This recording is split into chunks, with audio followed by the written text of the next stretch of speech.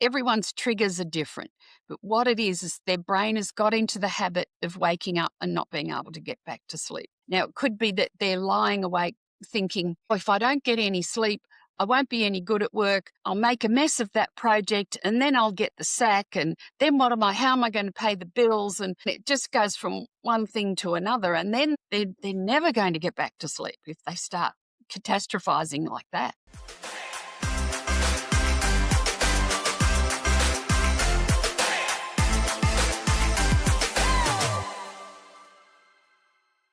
Welcome back to Integrating Podcast, where we explore the real work of living aligned across mind, body, and spirit in a very grounded and practical way. Today, we're going to talk about insomnia and anxiety, specifically that frustrating space where you've done the basics, you've looked at your environment, your routines, and you're still lying there, right? So my guest today is Helen Dugdale, known as the Brain Coach Who Cares. Love that. Helen works with clients around the world to help them rewire their brains for better mental health and emotional balance. And she has advanced credentials in psychology and modalities that support the mind-body connection, including Wingwave, NLP, EMDR, and EMDR. So you're also the author of Put Insomnia to Sleep and the 90-Day Goal-Setting Journal. So welcome, Helen. Thanks so much for joining us today. Yep. Thank you, Elizabeth. It's great to be with you. And even though it's on the other side of the world, it's great that we can join up like this. Yeah.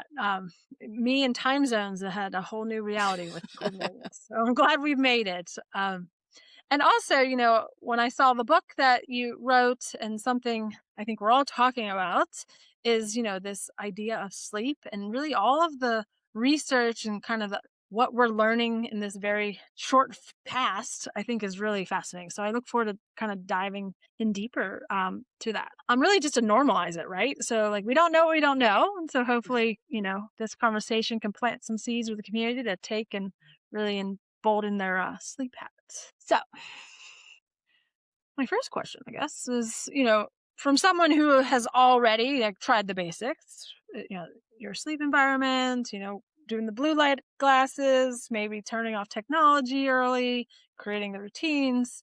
What are the clear signs that insomnia, which is is being driven by the stress or any physical factors, I guess? Definition of insomnia is having sleep problems for night after night for months on end. So having a bad night's sleep every now and then is not classified as insomnia. It's annoying though, but what we have to be careful of is not letting those few nights every now and then develop into a habit, and then it becomes chronic and insomnia. So that's what you want to avoid. So nip it in the bud as soon as you start having sleep problems, because once it's an embedded habit, it's even harder to overcome. But there is hope. You can sleep better. And you said, what are some of the tools or? Right. I feel and this is just my own personal experience, right? Being a mother of multiple kids and just realizing how powerful and important sleep has become a reality. And I guess also in this world of research, there's a lot of actual evidence of the power of sleep. So I guess, and I love it, define insomnia. It's really, as you said, only after months of and when we say not getting, is it bad sleep or is it not length of sleep? I guess that's my question to you. And so I'm just thinking through, we all kind of pragmatically think through what we should be doing different when we have a few nights of bad sleep. I've never had insomnia, so what are those triggers, I guess, identifiers? Well, there's two main points that people think of when they think of bad sleep, and one is not being able to get to sleep in the first place, and the other most common trait is waking up at say 2 or 3 o'clock in the morning and not being able to get back to sleep. And usually people are lying there worrying about everything under the sun, or they're ruminating, or they're worrying about the future, or they're thinking about the past, and they've got 1,000 thoughts going through their head, and that's stopping them from getting back to sleep or getting to sleep in the first place. Or there could be a physiological something happening. It could be aches and pains keeping them awake, or it could be their bladder that's keeping them, they have to get up and go to the toilet, and then it's hard to get back to sleep. Then they lie there thinking of everything under the sun. So it's really important to be able to get to sleep in the first place or get back to sleep. So we're talking about quality and quantity of sleep. So you need 7 hours, 6 or 7 hours sleep. And you need to have some deep sleep as well as some REM sleep. That's the rapid eye movement sleep. That's the part of sleep where your brain is resolving emotional issues of the day. And it was interesting you raised the issue of research. In my book, I've looked up lots of research. There has been heaps of research over decades about what is quality sleep. And it was interesting that they've done lots of sleep studies with people in controlled environments, where if a person doesn't get enough REM sleep, the rapid eye movement, they seem to be more anxious the next day. Or anxious people don't seem to get enough REM sleep. And REM is where your brain is, the left and right side of your brain is balancing up the emotions of the day. Left brain, right brain, left brain, right brain, so that you're reducing the emotions and bringing in some practical thought from your prefrontal cortex. So that's where your practical decisions are being made. What made you really dive into sleep and insomnia and really everything that we're talking about, and being the brain coach that Yeah, cares? interesting. What Yeah, bit of your good background? question. Well, over the years with my clients, come to me with anxiety or fears or phobias, and a lot of them had sleep problems. And then once they had some brain coaching, we sorted their anxiety and they started sleeping better. And some of my clients said, I didn't even come to you about sleep, but because you've helped with my anxiety, I'm sleeping better. So after, quite a few instances like this, and then COVID hit and I didn't have as many face-to-face clients, I thought, I think I'll write a book. And I wrote a book about sleep. There's so much research about sleep, as we said, and there's such a high incidence of sleep problems. And I started to think, well, how come with all the information out there, people are still having sleep problems? And apparently there's 40% of the Western population have sleep problems. But my clients are getting help with their sleep. They're improving their sleep. So I thought, the more I looked into it, the more I thought, if you can reduce anxiety and deal with all the physical and environmental issues, you will start to sleep better. And there is hope. You can improve your anxiety and you can sleep better. Okay, so just thinking about there's multiple threads there, but so and maybe this is just me, but there is this. I used to be a great sleeper, but I'm at an age where I do have that wake up, around between 1 and 3 a.m.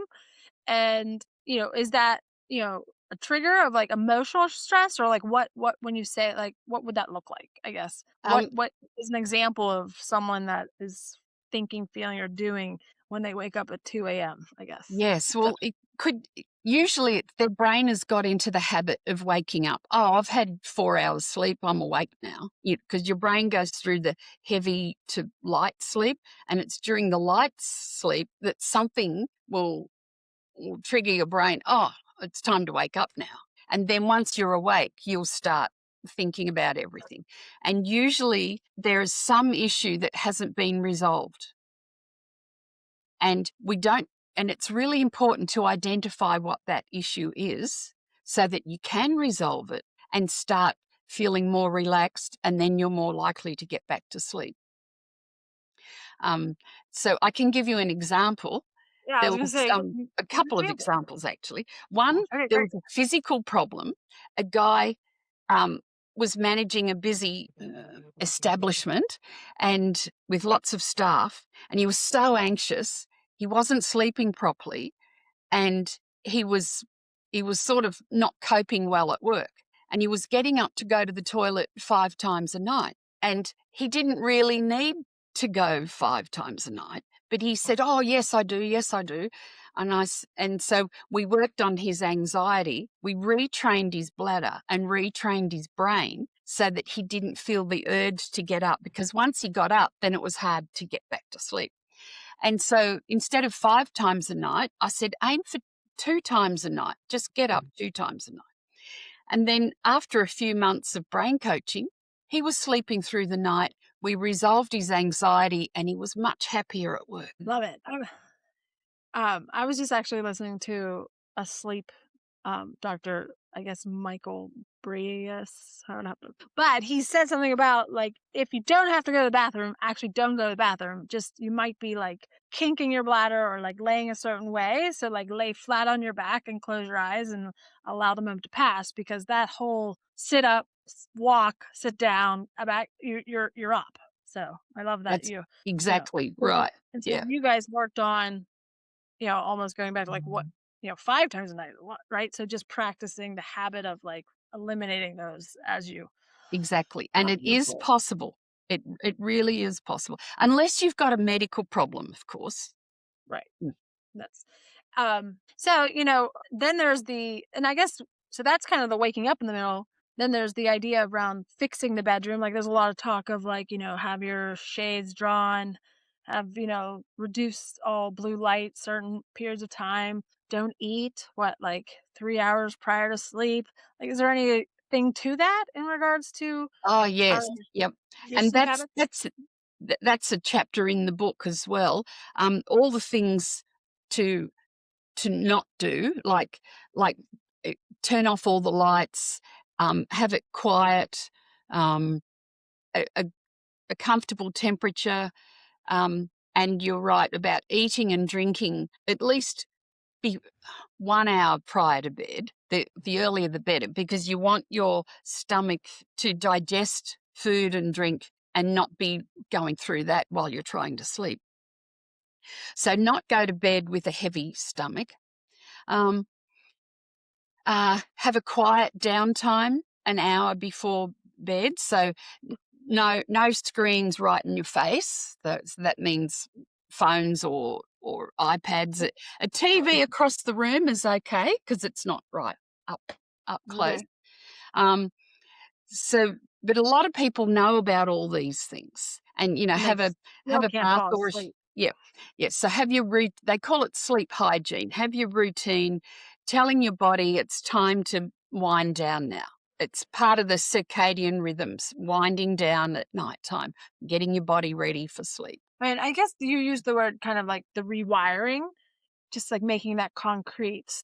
I mean, you're retraining, and that's an essence of like creating habits, is like you're rewiring your brain to perform a certain way, so to ensure that you don't get into insomnia, you ensure that you have good sleep many times over. What does that, I mean, I guess, what does that mean in like a simple way, or what's going on with your brain? Well, you're right about creating habits. This is what your brain has those synaptic connections, and that's how habits are created.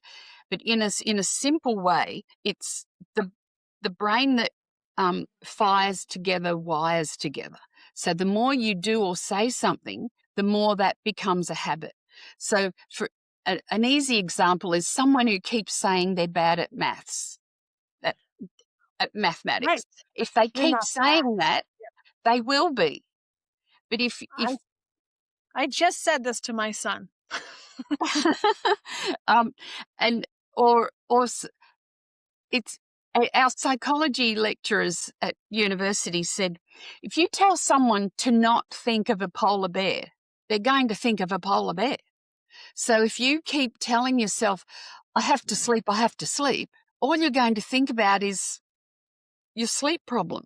If you Right. tell yourself, I am relaxed or I am calm, that's what you're going to be concentrating on, right? Instead of getting upset about your lack of sleep and concentrating on that and getting your cortisol and your stress, being stressed about it, if you concentrate on being relaxed and calm, sleep is more likely to happen. So we're retraining your brain from being stressed about sleep into being calm. That bed is a restful place. It's a relaxing place. It's not a place where you toss and turn. Totally agree. And just thinking, for our listeners, I think it's always helpful, rewarding, even like just a moment of aha when you like realize that you're not alone or you're not an individual in a certain struggle. So, could you describe maybe from your experience of like this catastrophizing, while you're either trying to go to sleep or not? Like, what are you actually, like, what is it you're thinking about? Or like, what triggers that? What have you seen as a Well, common theme? yeah, everyone is different. Everyone's triggers are different. But what it is their brain has got into the habit of waking up and not being able to get back to sleep. Now, it could be that they're lying awake thinking, oh, if I don't get any sleep, I won't be any good at work. I'll make a mess of that project and then I'll get the sack. And then how am I going to pay the bills? And it just goes from one thing to another. And then they're never going to get back to sleep if they start catastrophizing like that. But I want to tell people that there is hope. You can retrain your brain and get better sleep. And it doesn't matter how old you are. I had a 94-year-old client who was anxious about a few different things. And so we identified what she was anxious about. And of course, because she was anxious, she couldn't sleep properly. She kept looking at the clock all night. Get rid of the clock, right? Yes. She put it on the other side of the room, so that made her get out. If she really wanted to see the time, she had to actually get out of bed. So she retrained herself to not do that.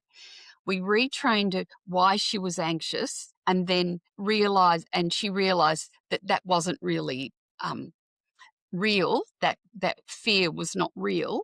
So she calmed down in that way. We got her family to put dark curtains up over the window because car lights kept coming through during the night. So we helped her physical environment. We helped her with her anxiety, helped her with the clock, and she started sleeping better. And she started enjoying her life. Even at 94, there were still things she could do that she enjoyed. So because she was less anxious, she was more open to socializing and doing the things she enjoyed. And then her doctor said, well, I can reduce your medication now because your blood pressure's gone down because she's less anxious. So Yeah. You're never too old. Full circle. And I think, I guess I want to ask also, well, one, I continue to hear about this idea of anxiety, and that's really what led you to the realization of how powerful sleep is. And then it's leading you back to like creating methodical or an approach to reduce said anxiety. Um, I'm seeing the cycle, but we at the beginning introducing you, you had Wingwave, NLP, and EMDR. Could you explain a little bit of the methods or what those actually are for our listeners? Yes, Wingwave might not be well known in America. It was developed by German psychologists about 20 years ago, and it's actually a combination of myotatic muscle testing. People might have heard of that, the muscle testing, where something is true or not true or causes a discord. EMDR, with the Wingwave. So it's a combination of three methods. It's the myotatic muscle reaction. EMDR is where you move your eyes left, right, left, right. And it's sort of copying REM sleep, except you're awake and we've been able to pinpoint what the issue is. So your brain is processing it left, right, emotion, logic, so that you're reducing the emotion of the issue that we've just identified and bringing your practical thought processes in. Is what I'm fearing real? If so, what can I do about it? If it's not real, if there's nothing I can do about it, how do I want to feel? How do I want to react then? And then the NLP is neuro-linguistic programming, where I help encourage you to come up with some helpful, positive reinforcement. So instead of going down your old path of, oh, I'm bad, I'm hopeless, I'll never get to sleep, or I'm not a good person, or whatever you're telling yourself, we want to stop that sort of thinking and create some new, positive, helpful thoughts. Like, there will be something good about you. And I'll get you to come up with some positive reinforcement. And the more you say it, the more your brain is going to wire together. Yes, I am a good person. Yes, I can do this. Yes, I am capable. Yes, I am calm. Whatever you come up with, we get you to reinforce those thoughts, and that's the NLP. Love it. I was just say, Gabby Bernstein, she's an author. She's written 10 books. Do you know her? Yes, And yes. her 10th book opened my eyes to it highlighted EMDR and kind of the whole internal family systems and healing PTSD. It was a beautiful book.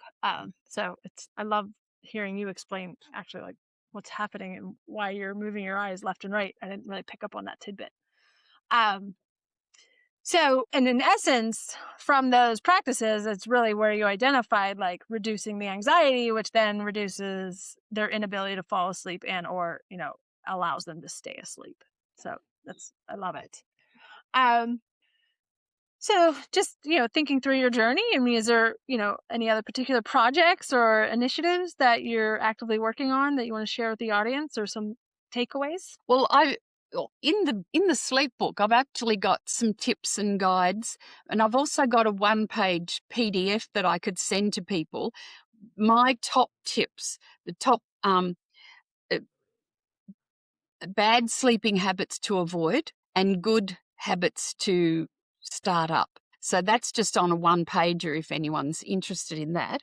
And that's very helpful. You don't have to wade through heaps of information. And then I'm halfway through my next project, which is writing a book about anxiety, overcoming anxiety. And I know there's lots of books already out there. There's lots of information out there.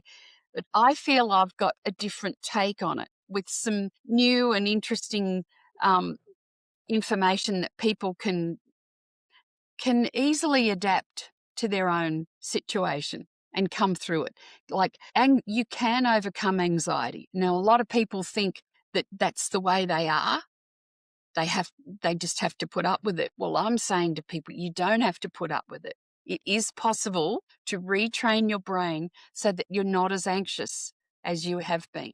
I mean, I know we all have stresses and worries, like there's an assessment coming up, or you might have to speak at a wedding or something. There are always stresses, but it's how we let it affect us long term. I agree. So you're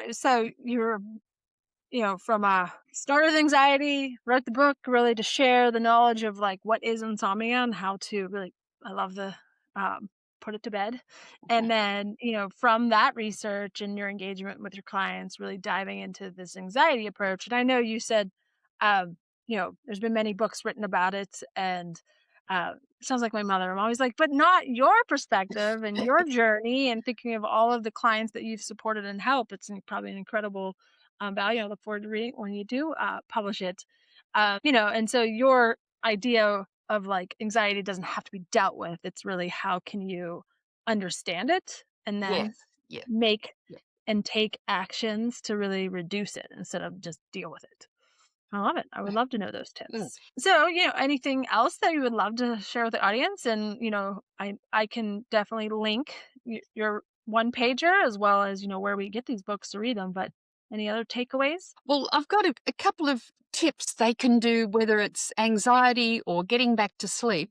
What is really helpful is doing the deep breathing, coming up with your positive saying or your positive mantra, and counting your breaths. Now, people probably heard this before, but when you say do the 3 at once, it really does help relax you. And some people say to me, next thing they know, it's morning because they've fallen asleep. So why this quick tip works, and our psychology lecturers said this as well. While your brain is concentrating on positive reinforcement, while your brain is concentrating on the deep breathing, which is putting oxygen into your bloodstream at the same time, which is also a calming effect. While your brain is concentrating on the counting of your breaths, there's no room for all the other pesky little thoughts that's keeping you awake. And when you do it in a meaningful way, you have to really lean into it, say your mantra, do the deep breathing and count your breaths. There's no room for any other thoughts. And just repeat that a few times until you are relaxed and your shoulders start to drop. Actually, I had a woman in my office, and I was going through this method with her, sitting on a chair with the lights on, and she started to fall asleep. Her shoulders dropped, she started to relax, she started to fall asleep. I also run sleep workshops, so in person or on Zoom. And a man in the group, they're all laying on the floor, and we're doing some of the sleep exercises. Next thing we know, he started to snore. And people around him started sort of giggling or laughing a bit. And I thought, that poor man, imagine how tired he must have been. First of all, he came to a sleep workshop, and to fall asleep on a hard floor with the lights on and people around him. So at least he knew that the method we were using works. So that just makes me think. I went to a sound and music, I guess, the sound bowls. Oh, yes, yep. I can't think of the word, but I was that friend that my friend was tapping because does that mean I was really tired? I fell asleep very quickly. Must have been relaxing. Yes, it was very relaxing. I love this. I want to thank, what I heard in clarity is insomnia, which has a definition, but now I know. Anxiety is kind of something really to focus on in regards to what it is, how you can you don't know what you don't know. So if it is, naming it, right? And then the tactical, and then that really will help you with sleep. I have two questions, which may be like fundamental, and I should have asked them originally. When you say REM, like, I know there's different stages of sleep. When does REM come into, and like what period of time is that? And you said we don't get a lot of that in the Western, yes. right? Well, during the night, our sleep cycle goes for about 90 minutes, and there's 3 deep sleep stages, and there's REM, which is the light sleep. So it just cycles through that 90 minutes, and everyone is slightly different with the length of time and when it comes in. But and then you'll go. So there's 3 stages that cycle throughout the night. 4 stages. REM is one of them. Yeah. Oh, okay. And REM is the light one, but yes. is important though, right? Yes, very important. That's when your brain is resolving emotional issues of the day. Oh. And hence why if you're not resolved, it's hard to fall asleep. And then also when you come back to the cycle, you tend to wake up. Powerful. Yes. And then I guess the other one, just thinking about my sleep. So does that happens last? Like the 4 stages, is REM first or last? Like when you're falling asleep, do you go hard? Do you sleep hard first and then come through it? Deep sleep first. Yes. Look, I learned something. Love it. I learned a lot, actually. Well, I just want to say, I think sleep, insomnia, anxiety are topics people are talking about at a large rate. So your voice matters. And I love how you threaded together and really, kind of taking the clients that you've really helped and really bringing that into a larger voice through your books and really sharing it here today. I think your compassion and your care shines through. So I just want to acknowledge what it takes to, show up and speak about your work. That is deeply human. And I appreciate you showing up here on the Integrated Being for our community. To everyone listening, if you've done the basics and you're still awake and you do not, turn that into self-judgment, you may find your pathway to good sleep, right? So I'll be sure to link always to get hooked up with Helen and her work.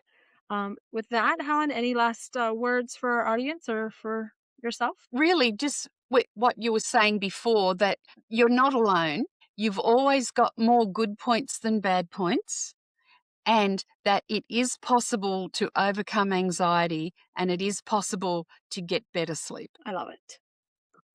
Thank you for being here and for the work that you do. And to the listeners again, if this resonates with you, please share it with a friend or share it with someone special. Until next time.